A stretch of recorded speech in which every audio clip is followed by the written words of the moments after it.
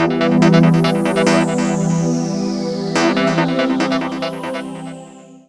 is still Point Blank on News Peddlers. Thank you for being with us. I would like everyone to subscribe to our YouTube channel, to like our videos, as you will get more notifications on our subsequent videos. Today we are discussing issues relating to Badagry, Nigeria, and the world at large. My name is Manoah Kikekon, and with me is Dovoeke Daniel. Today we'll be discussing, as regard Badagry, we'll be discussing the need for youth engagement. I was thinking that in terms of political office holders and everybody that is a Badagrian that is holding one office or the other should try as much as they could to make sure Badagrians are fixed in their various offices, as they will be, leaving the settings as time goes by. So, but what we discover today is that the leaders and people that you are supposed to look up to, they seems to see the coming generation as threat, in terms of when you talk about getting an employment as a Badagrian, where a Badagrian is, they are not even interested in giving you a chance or anything. Why is it so? I think it calls for concern. Thank you very much. I'm happy you are also bringing this up. Then I will also revert to one of the articles you wrote some times ago. Yeah. On Middleism, yeah. So that concept has actually been what has been, let me say, a debacle in the political annals of Badagry. Most of leaders are actually feeling threatened by the upcoming. Okay. And some of them probably because they don't have, as a father, you always want to pray for your children to excel better than you do. Yes. But probably because some of them do not have that kind of, probably qualifications like the upcomings are trying to be more eager and more inquisitive in terms of getting knowledge and everything. And, probably because they think that once they try to set up this young and upcoming, their chances might be jeopardized. Yeah. But they are forgetting that, as a Badagrian, we always see ourselves as one, and the more you are growing up in the system, you try to bring up people who will equally, you be nurturing them, you be mentoring them, so that by the time you are going, your own children too are still very young, and you shouldn't always believe that you can give your children the best at all times. But those you have trained are equally going to be those who will equally train up your own upcoming kids too. But in the same vein, we cannot totally say that all Badagry leaders are feeling threatened by the upcoming. Okay. We know of, or let me say, I even know of a particular leader in Badagry, not one, not two, who are not feeling threatened by the upcoming.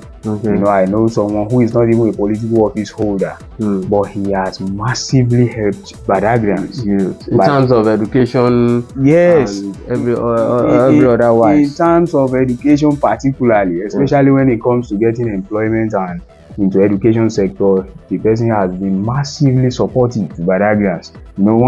Anytime he does, but the problem has been that even he himself does not have enough power. But anytime he has the opportunity to help, he always prioritizes Badagrians when it comes to that. And I equally know about the current leader in Badagry who is representing Badagry and has been doing fantastically well to Badagrians.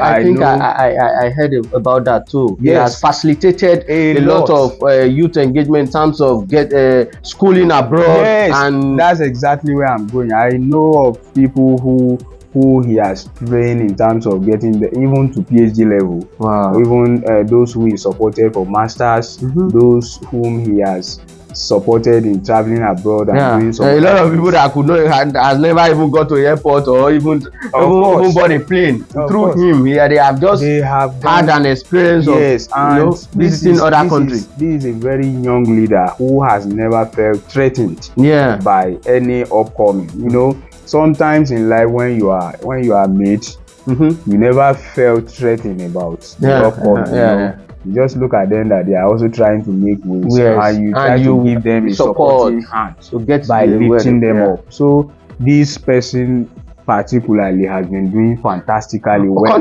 Contrary to what you just said now, I heard of a particular leader recently where some youth went to him for support as regard their education support, but unfortunately what they met from him was totally discouraging. From what I heard, he was even to use his word, he was saying masters. It was such a word. Was it supposed to be coming from a leader that is being looked up to? You know, let's see it from the perspective angle.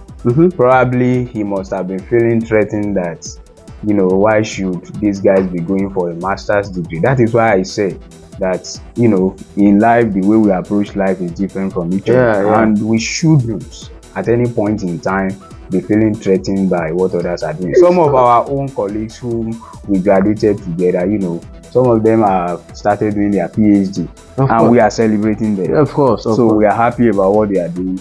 We hope that they become more greater and more better. That I am not there does not imply I can't be there. And that I am not there does not imply my own children cannot be there. So I equally need people in strategic places for me to even pick up my phone and say, oh, my friend is at this social place, my boy is at this social place. But you know, this type of leaders, that's the type of thoughts I'm expecting those leaders to have. Like, I have helped these people to. These are my boys. Yeah, these are my boys. I can easily pick up my phone and how are you? I need these particular things to be done. You know, with joy, with gladness, you just run up and you have to. Are you saying that some of these leaders are not thinking towards that direction, or there's a particular? You see, one thing I have discovered is that there is a word which says that who go help you. Let me use our local. No go stress you.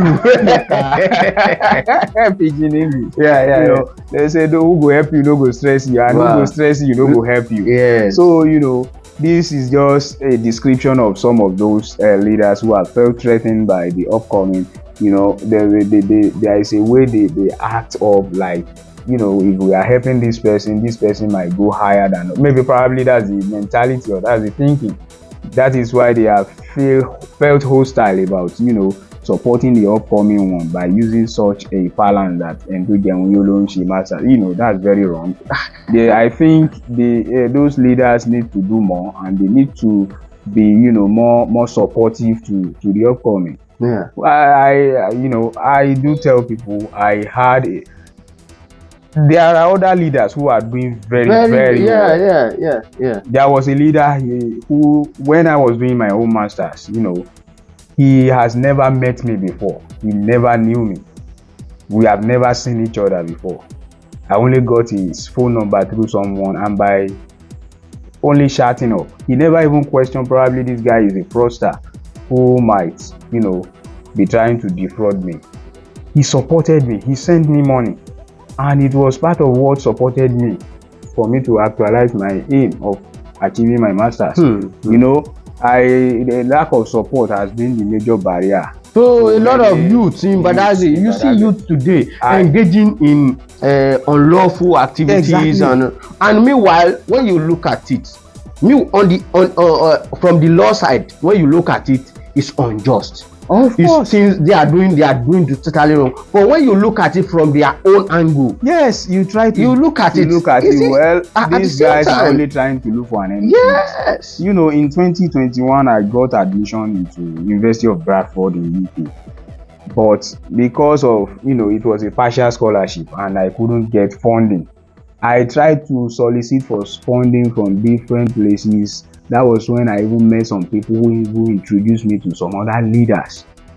Who, at the end of the day, they even some of the leaders in Badagry even introduced me to go to Lagos State Scholarship Board for foreign scholarship. On getting there, I was told the Lagos State government has stopped foreign scholarship funding for the moment. You know, it was a partial scholarship. If it is something that is a full scholarship, it could have been easy. But you know, trying to look for pounds to complete the remaining. So eventually you could not go. Eventually I couldn't go. That was why I have to later go to Lagos State University for my masters. Wow. But you know, being ambitious is the goal. And we should have leaders who will be able to support people. The point is, looking at what you are telling us this, that's why we know. Of course. How about there are a lot of people who are making so much effort just to make this thing happen for themselves? Of course. But nobody is there to support them. There is nobody, you know. And these kind of issues will bring a lot of, you know, if we are not very careful, especially those who do not have any other option of trying to support themselves, and they have this passion, they have this zeal for things, like it can lead to depression, and it can even lead to, you know, some trying to do some nasty things that people do not expect. And I know of someone who graduated with 2-1. Yeah.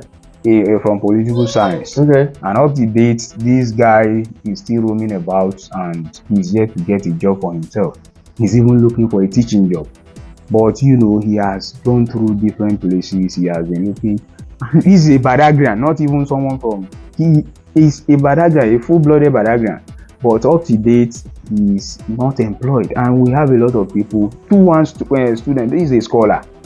And he has a brain that should not be wasted. Yeah. Someone who did political science. And this is part of the things that we look at. We complain that Nigeria is going through brain drainage. Do you think such person that has invested so much in education, time, and everything, only to come out and no job and not even consideration? Even the leaders are not even considering him. So do you think if such person got an offer to leave the country, don't you think that person will leave? Let us be sincere with ourselves. You see, the issue of brain drainage in realistic terms, you know, I had some conversation with one of my professors some days ago, and he was trying to discourage brain drainage. This is a very brilliant professor. If he wanted to have relocated, he could have done so too. But then he is of the opinion that we should have a mindset that this is our country and we want it to work, whether we like it or not. And if everybody is running away, then who is definitely going to stay to fix the country? But at the same time, I told him so. I said, look, this country that we are trying to fight for does not give the enabling environment to the youths, and the leaders who are in strategic position are trying to bury the youth alive, and they are not trying to give chances. So the only chances the youth have for them to survive is by trying to see a better future in a country where they can be more accepted regardless of race, regardless of tribe, regardless of religion, anything. There is no barrier. With an encouraging enabling environment. With an encouraging enabling. I know so many Badagrians who have recently, traveled abroad. I mean, this had made them get involved in various illegal activities. These illegal activities, to be candid, this we are totally against these activities. But do you think, what do you think the government should do as an alternative? We still have numbers of people who are doing these things in the country to earn a better living. Yeah, legitimate job. Yes. So, but what we are saying is that if we are condemning their activity outrightly, what's the alternative way forward? Is the system even helping matters? You see, something I find uninteresting about politicians in Badagry is that when election is closer, they go to these guys, these same youths that we are saying they are jobless, they are into illegal activities of bunkering, drugs and child trafficking, even this fraudulent attitude, fraudsters, especially Yahoo is on the rise at the moment. So you see, all of these guys are avenues for politicians to carry out some political activities during campaign. They are there, they are useful elements, they give them money, they pay them during campaigns and the rest. But immediately after elections, these guys are abandoned. So at the end of the day, you discover that these same guys will actually need to look for a means for them to survive. And most of them, they have one thing or the other they have been aligned to in the past. So you look at it from the angle that those who go back to bunkering is as a result of them seeing a lucrative opportunity in bunkering. And you know, they are not alone. Even most of those who are selling fuel in Badagry, majorly most of them, they sell fuel to these people because they find a readily available market in there, and that will even buy in much quantity, larger quantity. Exactly. So for them, they find it very easy and attractive to sell to these guys who are destroying the Nigerian economy. But to them, they don't see it from that angle. They thought, okay, since we are not going to become armed robbers or to be involved in any kind of kidnapping and the rest seems to be criminality to them. But they don't know the consequence of engaging themselves in smuggling, bunkering, and so many other things that they are killing the economy of the state. So they don't understand it from this perspective, and to them, they feel like this is the only way for us to survive. But it is left to our politicians who should be actively engaging these youths. They need to engage them, they need to recycle most of them, they need to just re-engage them, rehabilitate them. Another thing about this youth we are talking about, you will discover that some of them are very educated. Yeah, they have gone to schools. Of course. They have good qualifications. Of course, some of them are graduates of university, some of them are secondary school, some are dropouts, some even have their SSC who they can actually encourage and ensure. Some of them have interest in going to school, but because there is no support, nobody is ready to support them. So, and they don't even have the right people to advise them. That is why you just see them hang on the street and do whatever is available on the streets. But if they have the proper mentoring, the proper orientation, most of them will have a rethink and will equally become an advocate of trying to tell their younger ones not to engage in such activities, and by then Badagry will become a better society. This topic today will be looking at the introduction of the old national anthem. You know, the National Assembly and the Senate has debated several times on the need to reintroduce the old national anthem, which was eventually approved and was signed by the Nigerian President Bola Ahmed Tinubu recently. And and looking at the current economic hardship in the country, what do you think? Do you think the national anthem is coming up at the right time, or do you think the president should have prioritized signing better other bills that will help improve the economy and the lives of the people? What's your take about that? You know, it is very, very important that we get this right. You see, the reintroduction of the national anthem, old national anthem, which does not align with the current realities of Nigeria, is deliberate. It is deliberate. How is that deliberate? Yes, you know, the president is celebrating 1 year in office.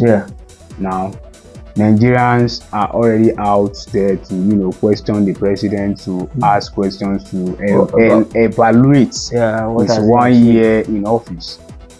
But, sometimes you create some distraction for people to shy away from the realities of life. So, for me, I think what the National Assembly has done is to distract Nigerians from the realities of the 1 year. Because at the moment there is serious hunger in the land, there is economic hardship, a lot of families are going home without meal, they are sleeping without meal.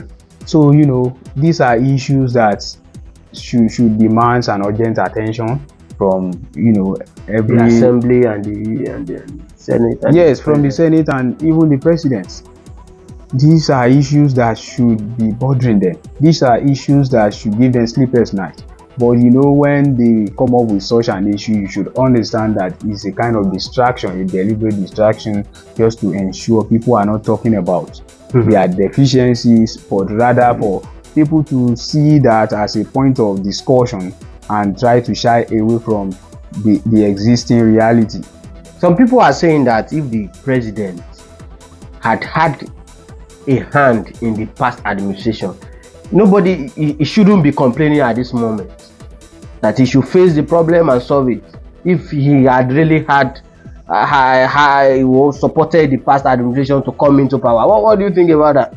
The issue is that the president, according to him, several times the president has come out to say he actually applied for this job and he is not complaining. But at the same time that he is not complaining does not imply that he won't probe. He has to probe, because if you look at the level of corruption under the former administration, it's grand total. The corruption level was just too much, and there should be massive probe into the former administration. A lot of heads should roll. There should be a lot of there should be consequences. There should be consequences for actions. A lot of things happen, and people think that Nigerians are fool. You see under former administration, that is when you hear snakes are swallowing money, monkeys are swallowing money, and you hear all sorts of things. You just see a lot of things that shouldn't be happening. Unimaginable things. So the president has come out to say boldly and at all times that he is not complaining, that he applied for the job, he has seen the problem, he is ready to face the problem. But we should understand too that in every society there is always a brief moment of hardship. If the president can judiciously utilize the present condition and the predicament of Nigeria right now, if he can utilize it properly and convert it, we'll face some moment of hardship, and at the end of the day Nigerians will get a better life.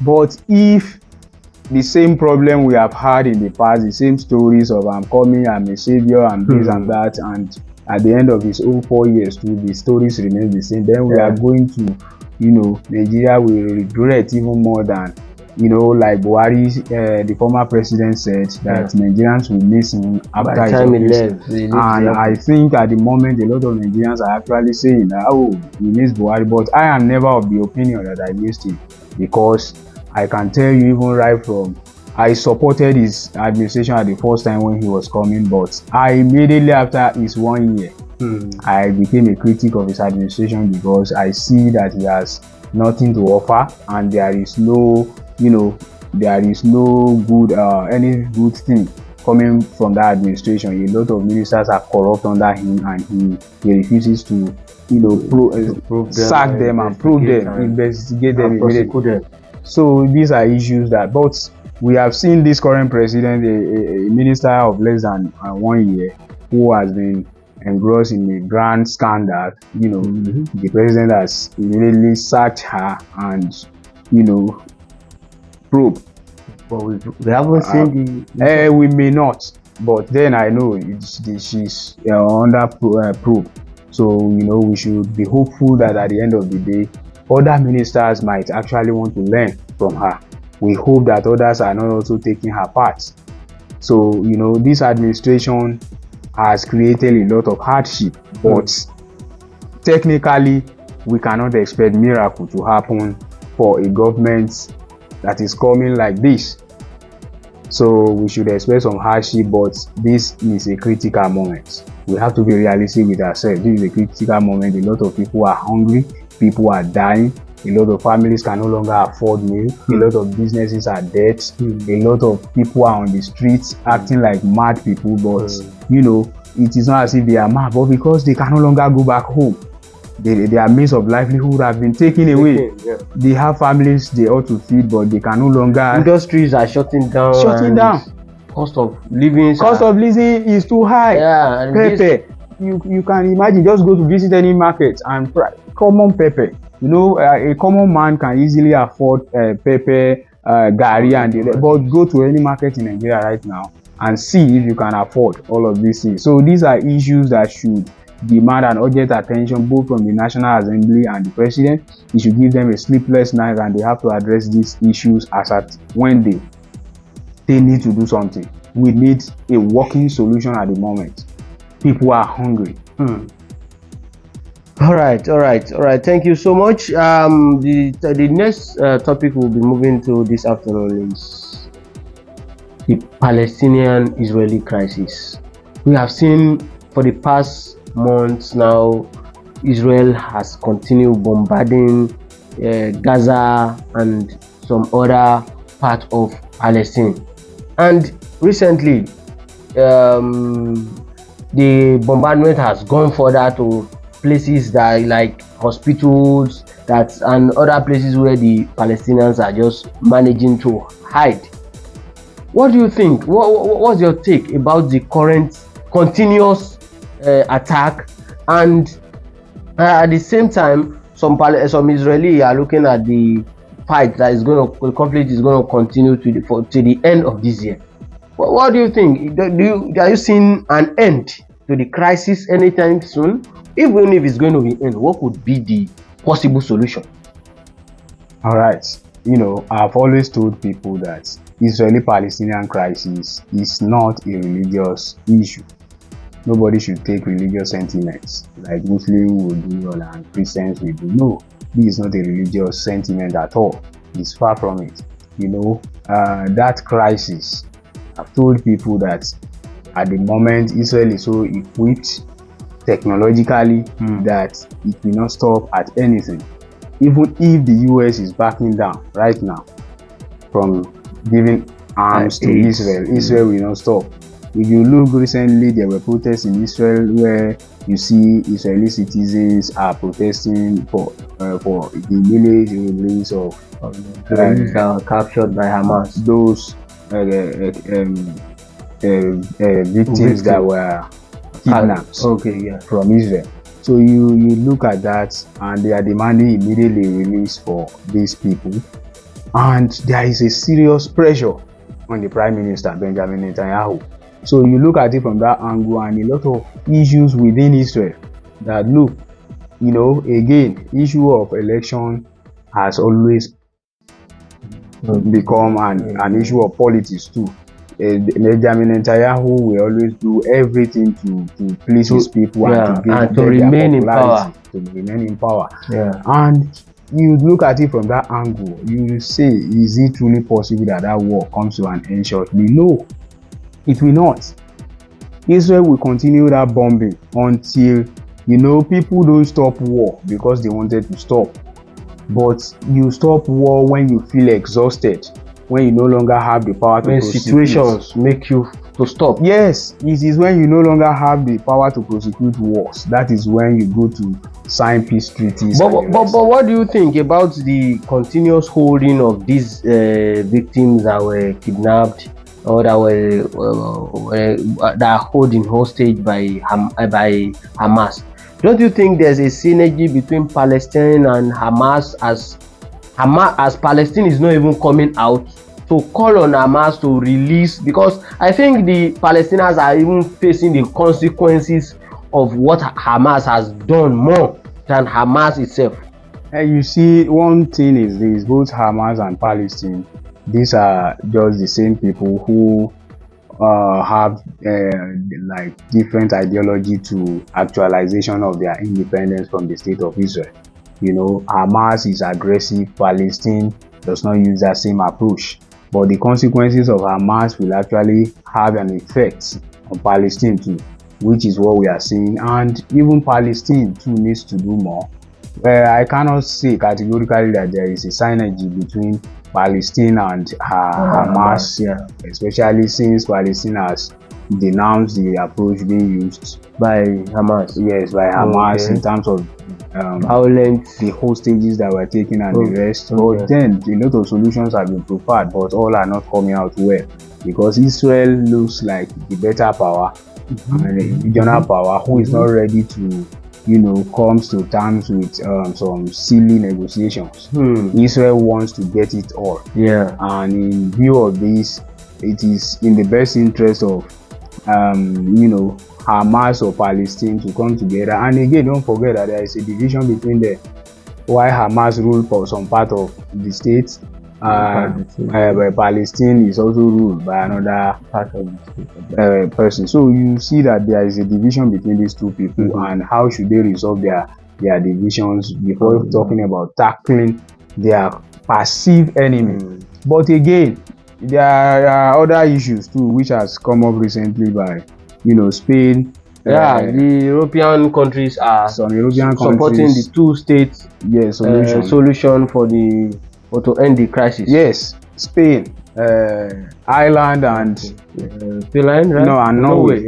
The three states have recently endorsed the state of Palestine. They recognize the states, and what is the consequence? The three states, what is the capacity of their economy? If their recognition can actually translate into any important issue that people can be serious about. For me, I do not see any much significance about their own recognition. It would have been an issue to debate about if China is coming out to endorse the Palestinian state, if Russia is coming out to endorse their state, if the United Kingdom is coming out to recognize Germany or the US. So these are issues. But if you look at these states, they are they are not major. They are not even medium powers in the UN or not at all. They are not members of United Nations Security Councils. So they are not even non-permanent members of the United Nations Security Council. So their endorsement is just like trying to express their annoyance and anger against Israel continuous bombing in Palestine. So that is just what they have done, because if they actually think their endorsement will translate into anything meaningful, then you look at it from this angle. The only person first who can endorse Palestinians freedom, sovereignty is actually Israel.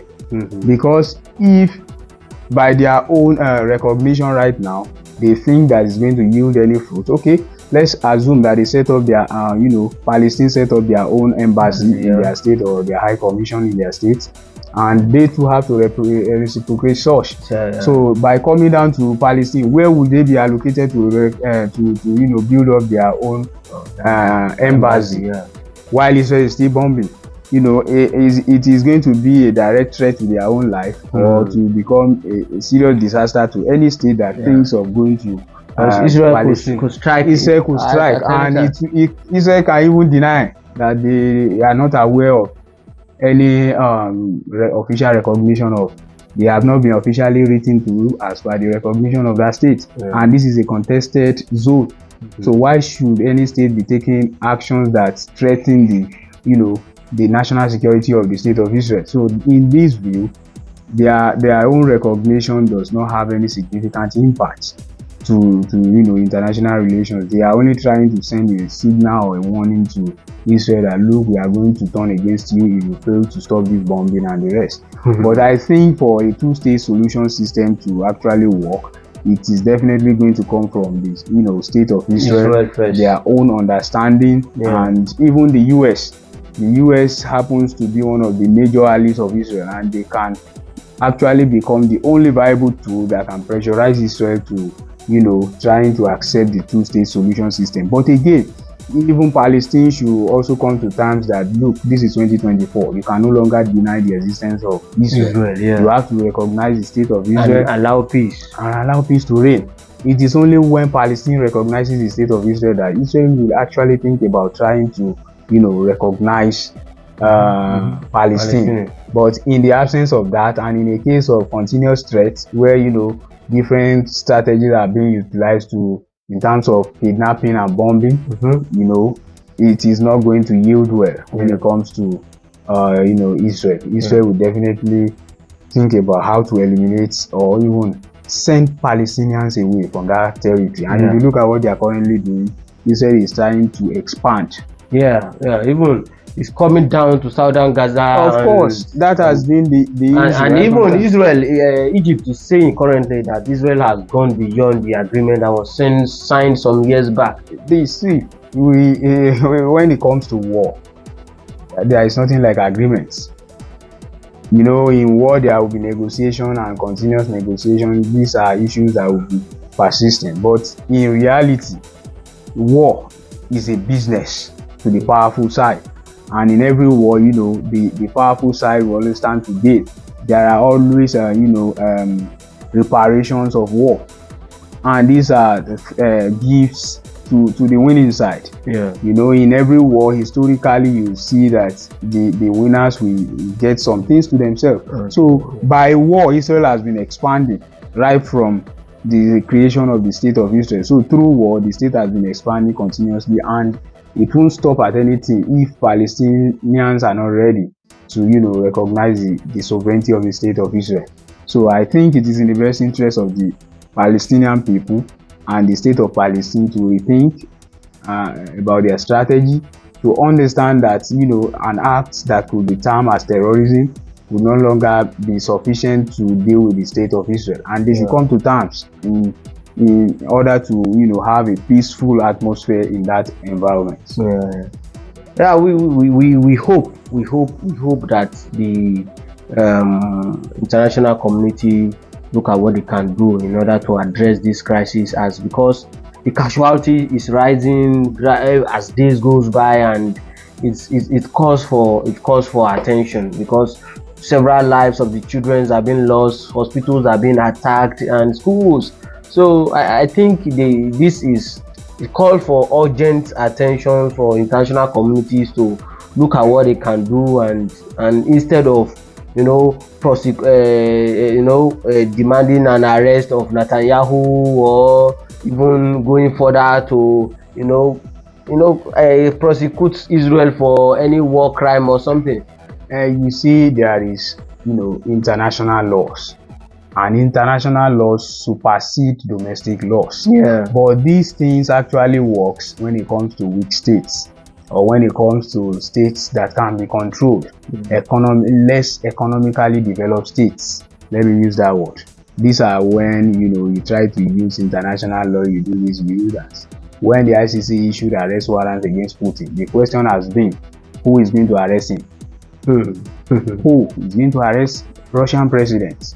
The issue has always been that when it comes to weaker states, you know, the United States and Britain and the rest, they are going to enforce. But when it comes to states that, you know, are also timed to be more powerful, they are always careful about their actions in order not to create another tension around the world. So if an arrest warrant has been issued against Benjamin Netanyahu, the Israeli Prime Minister, I am looking at it from the angle that who is going to arrest him. That is the first thing. Then the second thing is that the US did not endorse such an arrest warrant. In fact, the US has condemned the arrest warrant. So now the issue now is, in fact, the US is even trying to sanction those who endorse this, arrest warrant to the Israeli Prime Minister. So you now look at it. If A commits a crime, and this is the punishment the person gets, but B is committing the same crime, and the punishment to that person is now entirely different from what A actually got. So that is where we have to just think about it, that, you know, all states are equal, but some are more equal. So you look at it from that angle, and you look at Israel and look, even if the United States is backing down, even if possible that Benjamin Netanyahu can be arrested, Israel will not stop that bombing. The bombing will continue. But again, I doubt if there is any meaning to that arrest warrant, since the United States did not endorse it. And if you look at the 5 Security Council members, despite all of the criticism from China and the rest, and, you know, you have not seen any of them coming out to say, okay, they are definitely going to enforce those ICC or through their proxies. And if you look at it, all these powerful states, they are always careful when it comes to international law. Most of the world's can be obtainable in less developed countries where international laws can be enforced. To them, they are not even a member, they are not even a signatory to some of those things, so most of those laws are not enforceable in their own states. It's not binding on them. It's not binding, so they are only using that to checkmate others. So that is why I said earlier on that all states are equal, but some are more equal. So when we look at it from that angle, then we understand that it is only the United States who can pressurize Israel to disengage herself from the continuous bombing. But even at that, the pressure will come. Most of, if you look at the budget aids that have been coming from the United States in terms of weaponry, it is beyond the budgets that anyone could imagine. Even some state budgets are not up to half of what Israel is getting in terms of military support. So you look at it from that angle and you see that, look, it is only the United States who can do that. So, and you look at it recently when President Biden was actually trying to campaign, he approved a lot of billions of dollars worth in terms of weapon support and even in economic aid to Israel. And this is the same people you are trying to encourage to stop this bombing. Technically, that is a Prisma dilemma's theory. You are actually trying to buy favor to campaign for your own election, and you are at the same time trying to stop the war. That is technically impossible. You can't be giving me weapons. Those weapons are not biscuits. They are not to be eaten. They are not to be eaten. So definitely, you are not expecting a solution at that region anytime soon. Thank you, our viewers. This is still Point Blank on News Peddlers. We're coming to you every Sundays at 4 p.m. Subscribe to our channel and like our channel as we continue to bring you videos every week. Thank you. Have a blessed week ahead.